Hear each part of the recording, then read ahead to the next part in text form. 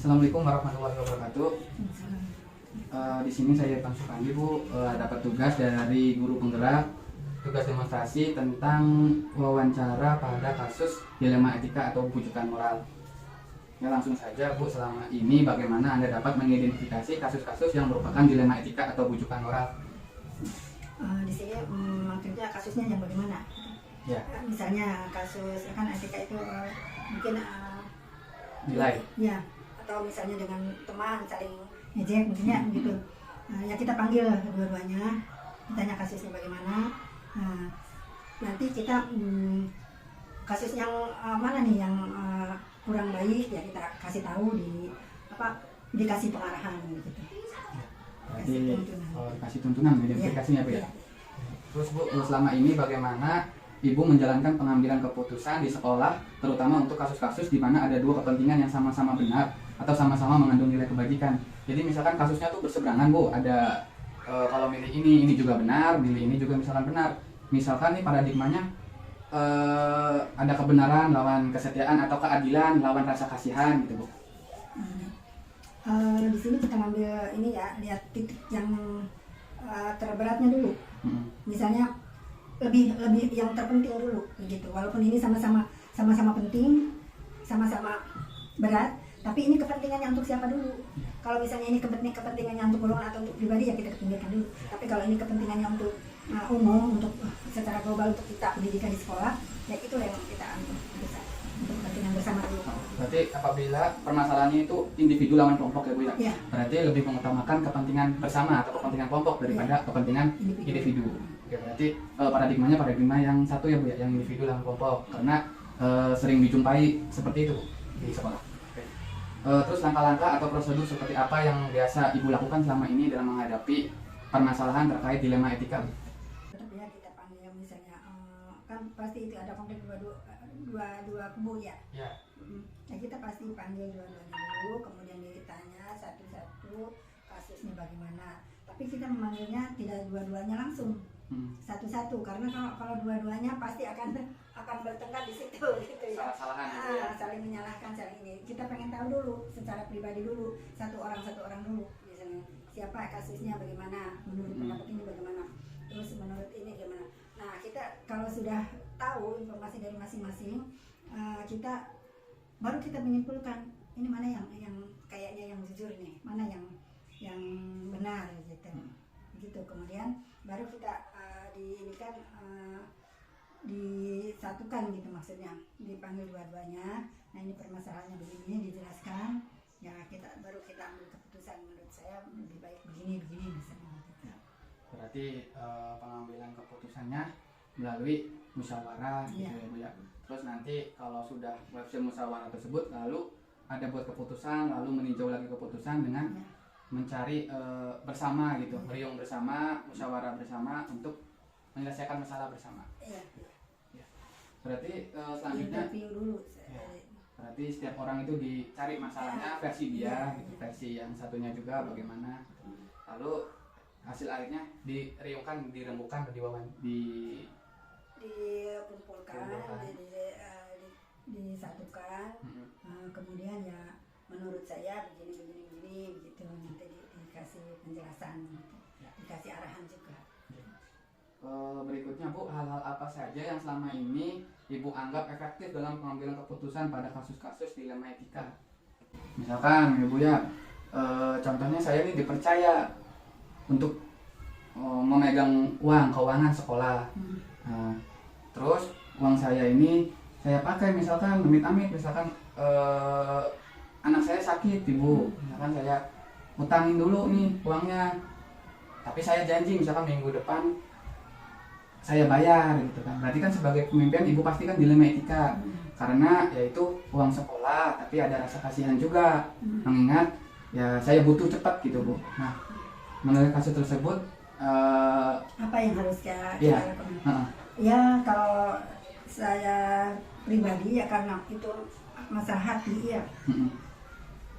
Ya kalau memang uangnya ada boleh dipakai dulu asal dengan waktu tertentu, dan jika sekolah itu butuh ya harus sudah ada. Terus sudah ada. Tapi Itu sifatnya sementara, hanya pertolongan pertama gitu, untuk menolong. yang penting ada kesepakatan bersama. Iya. gitu, Bu, ya. Terus hal-hal apa saja yang selama ini merupakan tantangan dalam pengambilan keputusan pada kasus-kasus dilema etika? Jadi yang menurut Ibu tuh ya yang tantangan gitu, yang bikin mikirnya 2 kali gitu. Ya tantangannya kalau dulu ya, kalau sekarang kan udah nggak boleh nabung lagi. Kalau dulu kan ada tabungan, ya begitu. Misalnya dipinjam dari guru, kemudian janji mau pas dibagikan harus ada gitu ya. Kemudian si guru itu kadang-kadang kan cari uang itu kasih gampang itu ya, dengan uang sudah dipakai. Sedangkan titik lain lagi harus diselesaikan dengan anak muridnya. Ya otomatis kita harus cari dari bagian lain, gitu. Harus tanggung jawab untuk memenuhi itu. Saya sebagai pimpinan ya harus bijak, ke wali murid juga harus bijak, ke guru juga harus bijak. Gitu. Berarti bisa disimpulkan sebagai kepala sekolah harus mampu tanggung jawab Ibu ya. Iya. Tanggung jawabnya itu ke guru juga dan ke masyarakat Ke juga. masyarakat itu yang utama. Jadi kita harus memikirkan kepentingan bersama, Iya. bukan kepentingan satu golongan atau misalkan hanya guru aja atau masyarakat aja. Iya. Berarti kita harus merangkul bersama. Jadi keputusan tersebut harus berdampak positif kepada kelangsungan warga sekolah. Iya. Terus apakah Anda memiliki sebuah tata kala atau jadwal tertentu dalam sebuah penyelesaian kasus dilema etika? Apakah Anda langsung menyelesaikan di tempat atau memiliki sebuah jadwal untuk menyelesaikannya? Bentuk atau prosedur seperti apa yang Anda jalankan? Ya tentunya ya ada jadwal sih. Misalnya dikasih batas tanggal sekian. Ini kalau misalnya masih ada ini kan untuk menangani kasus ya. Iya. Nah, Kasus. pastinya harus ada jadwal. Tidak bisa langsung hari itu kita Selesai. hari itu harus keras banget gitu ya. Nggak bisa ya, nggak begitu. Kita harus kasih kesempatan kepada yang bermasalah atau yang punya ini, harus kasih kesempatan, kasih waktu gitu ya. Sok dikasih jadwal sampai hari ini bisa tidak. Nah kalau misalnya 3 kali minimalnya, 3 kali ini ya, kasih peringatan, kasih sekali 2 kali. Kalau sudah 3 kalinya kita ambil keputusan, harus sudah ambil keputusan apapun ininya gitu. Berarti dikasih jadwal ya Bu ya. Jadwalnya itu 3 kali lah minimal. Iya. Berarti yang pertama kan mungkin pemberitahuan, Iya. yang kedua peringatan, yang ketiga berarti sudah kesepakatan bersama. Berarti harus misalkan kalau ya karena sudah melewati fase 3 tadi. Iya. Oke. Berarti ada jadwalnya juga, terus ada prosedurnya juga ya Bu. Iya. Terus adakah seseorang atau faktor-faktor apa yang selama ini mempermudah atau membantu Anda dalam pengambilan keputusan dalam kasus-kasus dilema etika? Ya kalau yang ininya jujur itu mempermudah kita. Kalau dia jujur dan Langsung to the point tentang permasalahannya. iya. Nggak berbelit-belit, Iya. nggak bohong nanti ini, ya ditunggu nanti ini lagi, beda lagi gitu. Itu mempersulit. Tapi kalau dia jujur mengatakan sejujur-jujurnya kepada kita, itu akan mempermudah kita. Berarti apabila yang bermasalah itu ya berani berbicara jujur, Iya, terus jujur, terang-terangan, apa adanya. sesuai janji juga, Iya. berarti akan mempermudah kita sebagai pemimpinan dalam Iya. menyelesaikan masalah dan pengambilan keputusan bersama. Terus yang terakhir Bu, dari semua hal yang telah disampaikan, pembelajaran apa yang dapat dipetik dari pengalaman Ibu mengambil keputusan dilema etika? Ya alhamdulillah dengan adanya kasus-kasus berarti menambah pengalaman saya dan saya mengetahui pribadi-pribadi orang tersebut gitu. Jadi orang tersebut udah begini ininya pribadinya, begini, harus menanganinya seperti ini gitu. Itu yang saya dapatkan, pengalaman yang saya dapatkan itu mengetahui kepribadian bawahan saya misalnya, atau kepribadian wali murid saya, kepribadian keluarga di pendidikan kita itu. Dengan adanya kejadian itu ya alhamdulillah, jadi kita bisa tahu.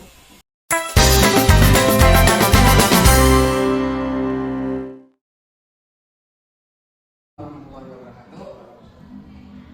Saya Ivan Supandi, Pak, dari calon guru penggerak angkatan 9. Di sini saya ada tugas demonstrasi konseptual tentang pengambilan keputusan. Nah, di sini saya disuruh untuk wawancara kepala sekolah dan kepala sekolah sendiri dan kepala sekolah lainnya. Di sini ada beberapa pertanyaan. Yang pertama yaitu pertanyaannya, selama ini bagaimana Bapak mengidentifikasi kasus-kasus yang merupakan dilema etika atau bujukan moral? Identifikasinya ya? Iya, mengidentifikasi dilema etika. Iya. Jadi kalau kepala sekolah itu pasti seluruh kepala sekolah pasti mengalami harus mengambil keputusan yang berdilema ya, Iya. mempunyai dampak dilema baik etika maupun moral, pasti mengalami. Tapi walaupun itu ada dilema, kita harus dari keputusan. Contohnya dalam memutuskan untuk menempatkan guru sebagai wali kelas, itu kepala sekolah itu punya dilema. Satu dilema kompetensi, di satu sisi ada kepala sekolah itu harus menempatkan guru berdasarkan kompetensi, di sisi lain keterbatasan personil guru itu sendiri. Jadi keputusan yang harus diambil mau tidak mau, karena personilnya terbatas, kita tidak bisa membeli, akhirnya kita harus menempatkan guru sesuai apa yang ada di kita. Nah itu dilema bagi kepala sekolah salah satunya. Berarti mengidentifikasinya ya yang pertama jelas sisi kompetensinya kita harus tahu, itu ya identifikasinya. Yang kedua sisi kepribadian guru tersebut kita harus paham betul. Dari sisi kompetensi si guru tersebut kita harus identifikasi mampunya mengajar di kelas berapa. Itu jelas, itu harus kita identifikasi. Walaupun kadang-kadang itu bergantung kita. Ada yang secara pribadi dia layak untuk mengajar di kelas itu, tetapi kompetensinya tidak mendukung. Tapi tetap kita harus mengambil keputusan. Itu dilemanya sangat dilemanya, Pak. Betul. Selanjutnya akan pengambilan keputusan di sekolah, terutama untuk kasus-kasus di mana ada dua kepentingan yang sama-sama benar atau sama-sama mengandung nilai kebijakan. Iya. Kita tetap harus mengambil satu keputusan yang prioritas. Kalau kita di sini melihatnya mana yang prioritas dan urgen. Walaupun kedua-duanya sama-sama bernilai positif, sama-sama bernilai baik, tetapi kita harus melihat mana yang lebih urgen dan mana yang lebih mendesak kepentingannya. Itu yang kita lakukan. Seperti itu. Berarti yang didahulukan berarti yang urgen dulu. Yang urgen dan mendesak. Terus langkah-langkah atau prosedur seperti apa yang biasa Bapak lakukan dalam pengambilan keputusan yang melibatkan dilema etika? Ya, yang pertama yaitu tadi identifikasi, pasti kita bolak-balik berpikir, bolak-balik mempertimbangkan dan melihat track record. Kita lihat jejaknya tahun kemarin seperti apa, kita pikir-pikir untung ruginya, kita dampak negatif positifnya, baru kita memutuskan. Walaupun kadang-kadang itu kita kesampingkan, sisi kompetensi kita kesampingkan, sisi kepribadian guru kita kesampingkan, karena memang itu tadi personil kita sangat terbatas. Harus diberdayakan apa yang ada. Dan itu kan menjadi PR kepala sekolah untuk membinanya. Berarti bisa disimpulkan berarti mengenali dulu nilai-nilai personal, nilai kompetensi dari orang tersebut. Dan sisi kebutuhannya, kebutuhan sekolah juga. Ya, visi-misi kita supaya guru tersebut ya walaupun kompetensinya kurang tapi tidak kurang-kurang amat. Ya. Sama-sama enak gitu Pak. Ya, betul. Lalu Pak, hal-hal apa saja yang selama ini Bapak anggap efektif dalam mengambil keputusan pada kasus-kasus dilema etika itu? Yang yang dinilai efektif ya begini Mas. Kalau kita sudah sepaham, kalau kita sudah selisih, sebetulnya keputusan apapun yang kita ambil itu akan berlaku efektif. Biasanya yang tidak efektif itu jika antara visi dan misi kepala sekolah itu tidak dipahami dan tidak tidak dikuasai oleh si gurunya tersebut. Tapi kalau walaupun tidak semua guru mampu secara sama yang itu memahami itu, tapi jika tujuannya kita sama, motivasi belajarnya kita sama, yakin itu akan efektif. Walaupun mungkin persentase efektivitasnya setiap guru beda-beda gitu ya. Tapi efektivitas kerasan itu ada. Berarti menyamakan visi gitu. Ya, visi tujuan itu harus. Jadi antara kepala sekolah sama guru sama-sama. Terus hal-hal apa saja yang selama ini menjadi tantangan Pak dalam mengambil keputusan pada kasus-kasus yang menjadi dilema etika? Ya itu tadi yang menjadi tantangan itu satu kompetensi yang tidak sama beragam. Karena memang dipengaruhi oleh background kepribadian, pendidikan, segala macam gitu. Yang kedua ya kepribadian si guru tersebut. Karena tidak semua mempunyai kepribadian yang kita harapkan. Itu yang terjadi di lapangan. Walaupun itu memang menjadi PR kita sebagai pimpinan untuk meningkatkan kompetensinya dan untuk membina kepribadiannya. Itu yang jadi PR kita. Itu. Lalu Pak, apakah ada memiliki sebuah tata cara atau jadwal tertentu dalam sebuah penyelesaian kasus dilema etika? Apakah Bapak langsung menyelesaikan di tempat atau memiliki sebuah jadwal untuk menyelesaikannya? Bentuk atau prosedur seperti apa yang Bapak jalankan? Nah, ini terkasuistis ya. Ini kasuistis. Ada yang kita harus selesaikan pada saat itu juga, tergantung kasus seperti apa. Ada yang harus ditindaklanjuti di waktu yang lain. Melihat berbagai faktor. Ya. Kemungkinan kalau diselesaikan pada saat itu juga satu tidak memungkinkan, berarti kita harus. Nah, itu sangat kasuistis Pak. Tapi yang pasti itu tidak akan dilakukan hanya satu kali. Walaupun sifatnya diselesaikan pada saat itu juga, saya yakin butuh tindak lanjut berikutnya. Karena apa? Walaupun bisa selesai pada saat itu, bisa jadi hal itu terulang kembali. Nah, oleh karena itu ada yang kasuistis diselesaikan pada saat itu, walaupun itu tetap harus ditindaklanjuti pada kegiatan berikutnya. Jadi emang lihat dari kasusnya dulu Pak. Betul. Ada yang kasusnya emang kalau misalkan urgen barangkali diselesaikan sekarang, ada juga yang harus bertahap. Ya. Itu kalau misalkan agak berat mah ada yang dari pemberitahuan, Ya, juga eksekusi. Betul. Selanjutnya Pak, adakah seseorang atau faktor-faktor apa yang selama ini mempermudah atau membantu Bapak dalam mengambil keputusan pada kasus-kasus dilema etika? Faktor ya? Iya. Yaitu faktor, nah kalau di sekolah, di SD atau kalau di kita, yang menjadi faktor pendukung kita itu yang paling utama adalah sifat kekeluargaan. Dengan sifat kekeluargaan, kita itu akan lebih mudah satu menyampaikan visi dan misi kita sekolah. Yang kedua akan lebih mudah apabila kita memerlukan penanganan karena sudah tidak canggung lagi. Dan yang ketiga kita lebih mudah lagi menyampaikan membuat kegiatan yang untuk meningkatkan kompetensi si guru tersebut tanpa terasa bahwa kita itu sedang menyampaikan itu. Karena apa? Karena rasa kekeluargaan itu sudah menyatu, sudah kuat, sehingga ngobrol biasa pun itu sudah tidak aneh. Sudah sudah menjadi satu keluarga. Kapanpun kita ngobrol, kapanpun kita sebetulnya kegiatan peningkatan kompetensi, penyelesaian masalah kadang-kadang tidak terasa seperti ngomong. Karena rasa kekeluargaan sudah kuat, itu tidak disadari kadang-kadang bahwa kita itu sedang menyelesaikan masalah loh. Gitu. Berarti faktor yang mempermudah itu rasa keluarga di dalam kantor, dalam sekolah. Rasa kekeluargaan, rasa memiliki, rasa kebersamaan itu yang menjadi modal dasar penyelesaian semua permasalahan sekolah. Kalau sudah tidak punya kekeluargaan, tidak punya kebersamaan, waduh repot. Susah Pak. Seperti itu. Ya. Baik Pak, untuk pertanyaan terakhir Pak, dari semua hal yang telah disampaikan, pembelajaran apa yang dapat dipetik dari pengalaman Bapak mengambil keputusan di dilema etika? Pelajaran yang paling bisa diambil itu yang pertama bahwa ternyata seorang kepala sekolah itu harus sangat memahami semua karakteristik keluarganya. Itu yang paling pertama. Karena mau menyelesaikan mau mengambil keputusan bagaimana kalau sekolah-sekolah tersebut tidak memahami itu, terutama karakteristik.